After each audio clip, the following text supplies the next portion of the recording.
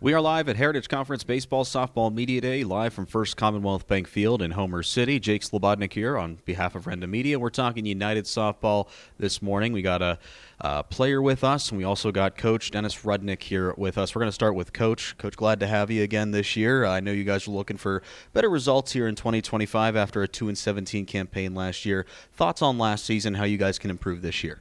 Well, this is last year we lost four very, very good players to graduation, and we lost one of the best pitchers in the Heritage Conference, I feel.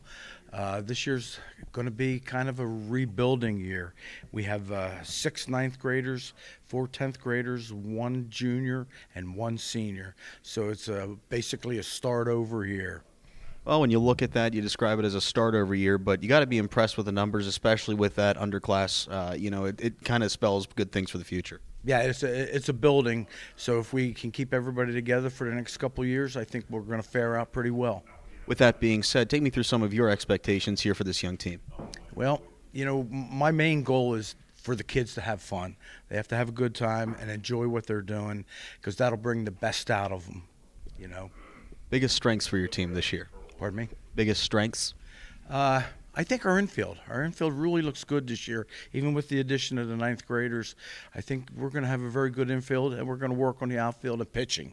We have a young lady, Bailey Pisarchik, coming back that has been working hard on pitching, and hopefully she can come through for us. What are some of the biggest challenges you anticipate with such a young team here this season? Oh, man, that's a good question. That's a tough question. Well, to keep together and play as a team, that's the most important thing. They have to play as a team and become friends with one another, so they can keep the camaraderie together. In the early parts of the offseason, are you noticing that the chemistry is starting to build its way along? Yeah, we're getting there. It's really good. We were able to practice 2 days outside this week, which was a lot of fun, and we saw a lot of hope, to build on. With that being said, what's your approach here for this team here this season, especially with opening day just a couple weeks away? Well, like I said, it's going to be tough. We're going to take some lumps, but we'll work through it. All right, Coach, thanks so much. Yeah, thank you. We had a good time. That's Dennis Rudnik of the United Lions. Now we're going to switch over to the players' side of things with Lexie McElwee. She's a senior here for the United Lions. Lexie, thanks so much for taking the time with us. Take me through some of your goals here, maybe just for yourself, but also for the team here. My goals, I say, would be to just improve on my hitting and just keep my spirit up, because I know it's going to be a rough season, but I feel like if our team just keeps our heads on our shoulders, that we'll do okay. You know what I mean? With such a young team, as a senior leader, are there any challenges on your shoulders to help build this young team? I feel like our young girls have a pretty good concept of what to do and how to keep their mentality up there.